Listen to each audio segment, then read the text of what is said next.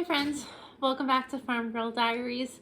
We are in the midst of a heat wave here in Pennsylvania. It's the middle of June, June 20th, I think to be exact. And I think the entire country is in the midst of a pretty massive heat wave right now. It's about, I think, 93 degrees outside the last time I checked. So it's pretty hot. It typically doesn't get that hot here until the middle of July. So we are ahead of schedule, but it actually fits for this entire spring. We had the earliest summer temperatures that I've ever known, and we actually did break a couple of records to the point that I normally don't put like my pepper plants in the ground until around Memorial Day, and they were in like the first week of May this year. So we are experiencing higher than normal temperatures for this time of the year. So even though we are experiencing a solid heat wave, it's a very hot day, it's still time to start thinking about our fall plants. So today I'm going to be starting some of my fall plants.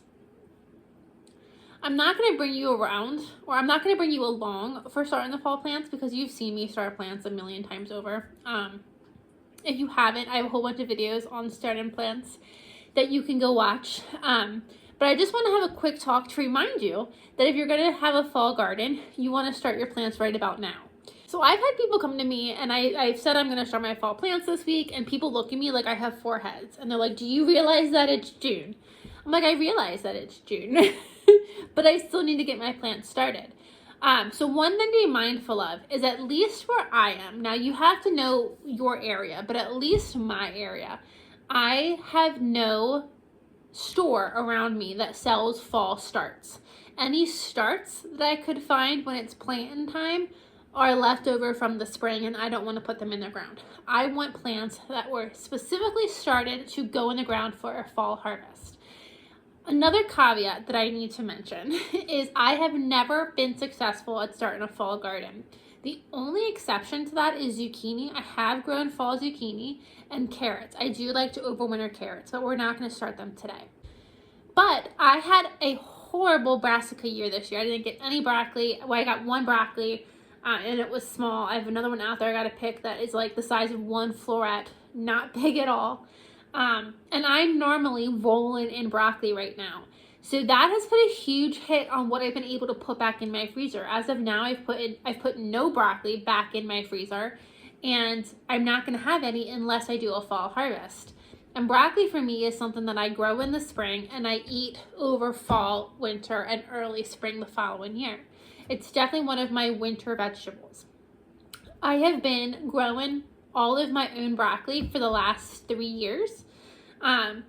So if I don't have broccoli to put back in my freezers this year, I don't know what I do. I don't know if I buy some from the store to put back or from a local market. I don't know if I just go without for a year. I don't know what I do.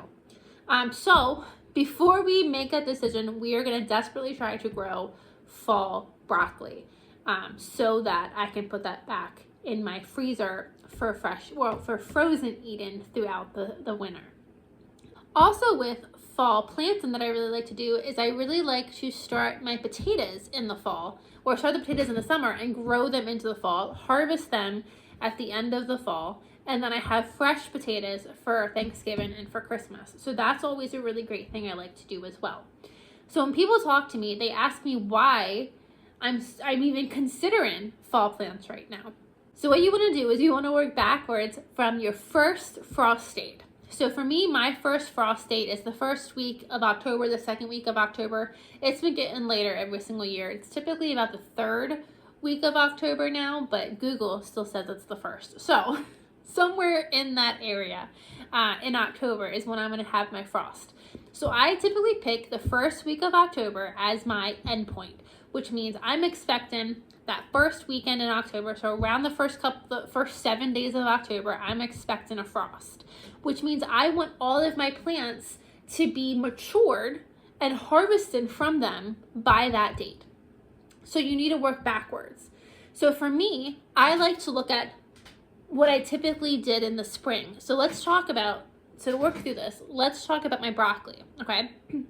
My broccoli goes in the garden from starts. I start my plants about 6 to 8 weeks early, and then they go in the garden around March 23rd, end of March, mid to end of March.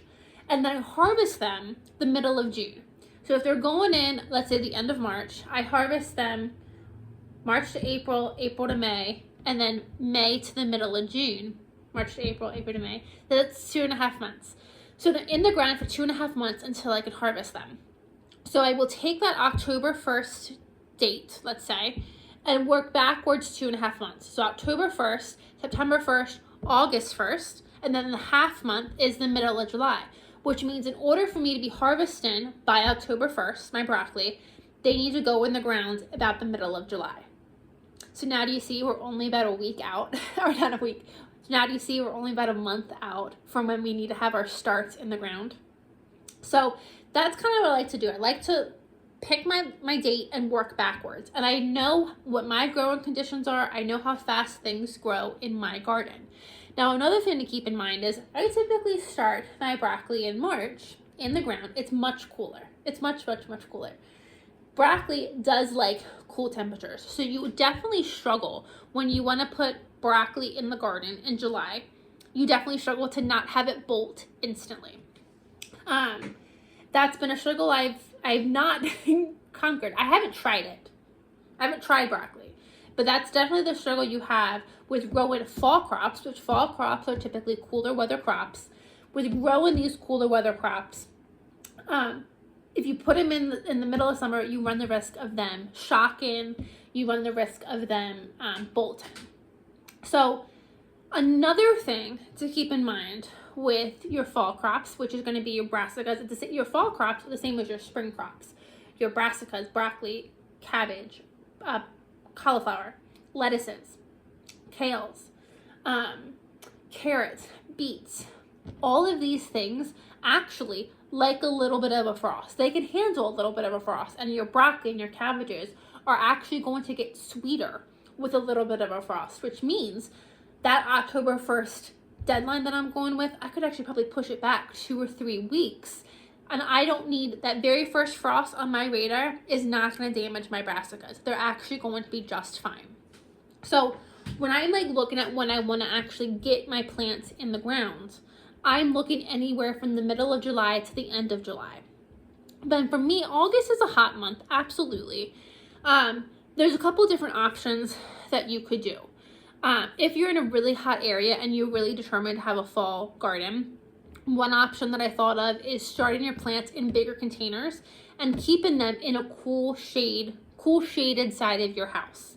And then after the real heat of the summer has passed, then put them in the garden, but allow them to grow up, like plant them in bigger containers, and allow them to grow up before transplanting them into your main garden and allowing for them to have a little bit of transplant shock at that time. My plan is to put them in the garden when they're decently big. So I'm thinking, like I said, again, probably closer to the end of July. And then put in a shade cloth over them to really kind of cut down how much sun they're getting in an effort to not have them bolt instantly. It's not a guaranteed success. And if we're having really hot temperatures, I might still push it back until early August to mid-August. But again, you want to remember you have 2.5 months that you need to not have a hard freeze in order to harvest these veggies.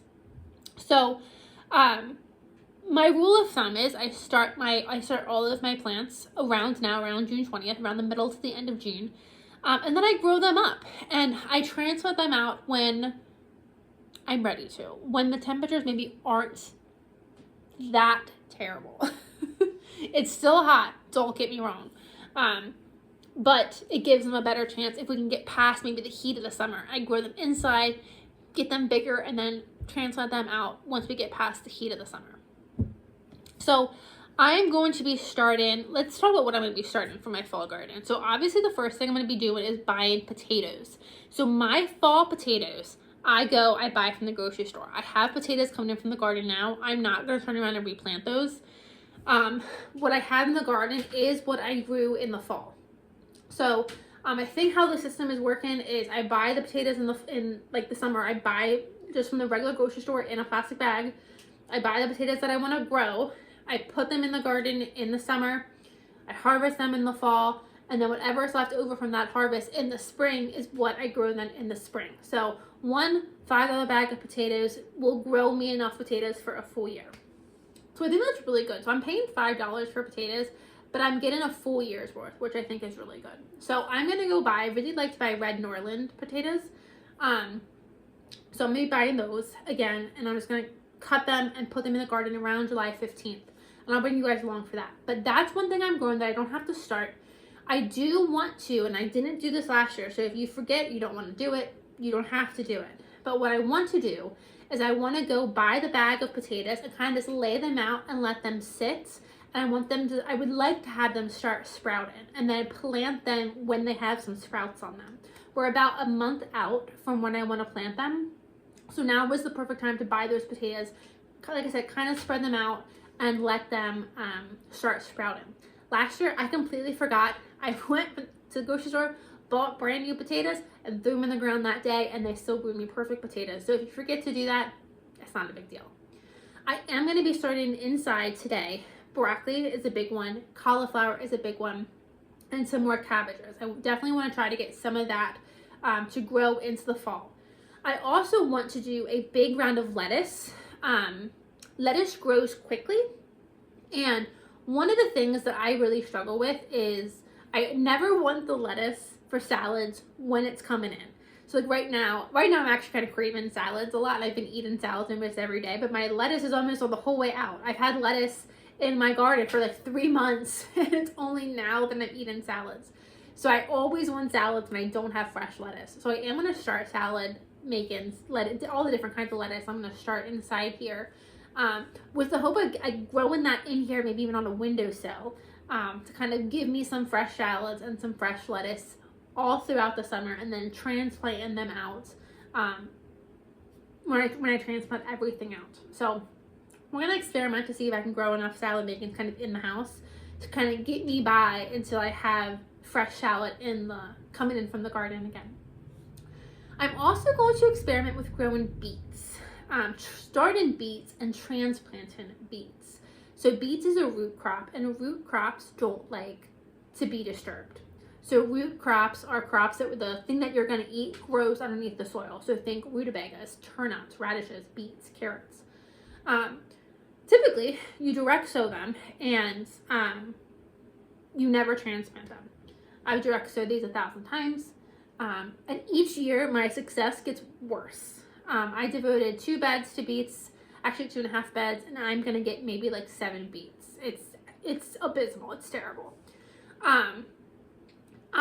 My beets sprouts. They sprout great. I don't know if bugs eat them, if birds pull them out. I really don't know where my beets go, but they all sprout and then they're all gone. So I am going to try to grow beets inside. I'm going to try to grow them decently tall. I'm like, probably like maybe like that tall. And then I'm going to transplant them that way. It's not advised. But then again, growing a fall round of potatoes, I don't know anyone that grows a fall round of potatoes. So when it comes to gardening, I really like to say experiment and see what works for you. So I'm going to try to do that in the hopes that I can get a round of beets, a good round of beets. Another thing that we're going to do when we kind of get closer to actual fall is we are going to try our hand at extending the garden with some plastic. So this year I did build a couple of frames over my brassica bed, and to keep the bugs out, I put just insect netting on it to keep the bugs out. And I'm going to use that same space to put plastic on in the hopes that once we start getting closer to that frost or closer to a hard freeze, I can cover that and still keep growing like lettuces especially, and maybe broccoli well into maybe November. If I could get lettuce through December, I would be ecstatic. I don't know if I can, but we're gonna try it. So I want to get beets and carrots. Carrots is a whole other story. We'll come back to carrots, but I would like to get beets and that kind of stuff in the same place that I'm gonna then cover with plastic to really see how far into winter I can keep growing these things and having fresh produce coming in. Now, I said carrots is a different story. I am going to devote an entire bed to carrots. I never have luck growing carrots in the spring. I have luck growing carrots into the fall and winter. So I am going to start carrots. I'm probably going to start carrots in August, early August. Again, I'm going to have to provide them shade cloth because they'll die. They will 100% die if it gets too hot. So I'm going to need to find ways to kind of shade everything. But I grow carrots and then I don't harvest them. I leave them in the ground. I let them get snowed on. And then all throughout winter, when I need carrots, I can literally go pull fresh carrots out of the ground. It's a way, and that's a great way of storing carrots because you don't have to do anything with them. You store them as they were growing. And they come out crisp and perfect and just delicious. So I plan on doing that again this year. Sowing a couple beds of carrots and then letting them just go. Like I said, I've dug through snow before to get to my carrots and they've been perfect. So that definitely won't hurt them. So that's what we're going to try to do this year. We're going to give it a good start to get our fall garden started. I'm going to get everything started inside. You could probably start it outside, but with the temperature swings and all that stuff, I'm just going to keep everything inside. I'm going to baby it. And then once it gets to a decent size, not just small, but like I want a decent size, and then I'm going to move it outside, get it hardened off, and get it into the garden, and then get shade put over everything in the effort to have a good late fall, early winter even garden. There are also things, I also want to do snap peas. I forgot. I am going to do snap peas. I'm going to start snap peas inside. I am not going to start them yet. Snap peas grow pretty quickly and I'm not ready to start them yet. So I think I'm going to start them about 2 weeks before I'm ready to plant them. Then I'll start my snap peas. You also can do it some places. You can do a second round of some summer crops. So I've done a summer round of zucchini. So my zucchini just started coming in. I'm getting ready to kind of harvest like every day. And my zucchini will be on its way out towards the middle of July. So I actually think I'm going to start a couple zucchini plants too. They'll take a while to get going, but that way I could have zucchini again come October. I could be harvesting some zucchini. So I think I'm going to get that started as well. So this is just your reminder, if you are interested in a fall garden, it may be the dead of summer, it may be super hot outside, but it is not too early to start thinking about getting some of these plants started. A place where you can buy fall starts that aren't just the spring leftovers, that's another great option too. But I'll bring you along, I'll show you a little bit of clips of how I get started. But I have a whole bunch of videos on how I start seeds. I'm just using a regular potted mix. I'm not using any soil seed starter or anything like that. I'm just using a regular potting mix for my soil.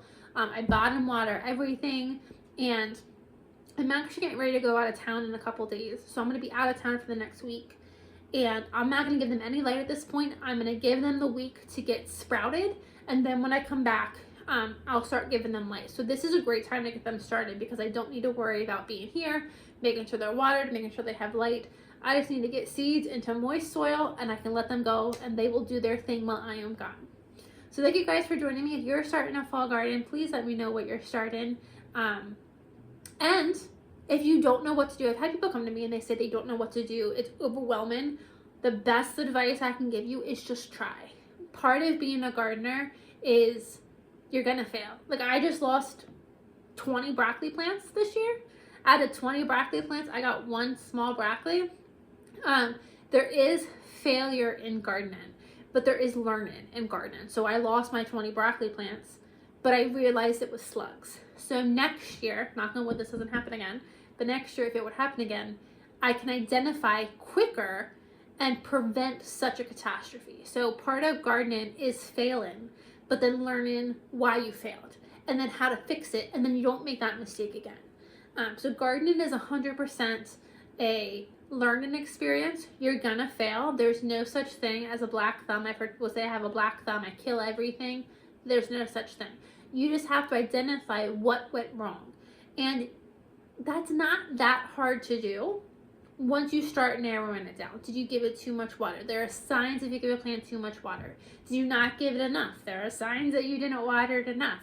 Was there a lack of nutrition? Again, there are signs for all of these things. So always just type into Google, my plant has yellow spots on it, what does that mean?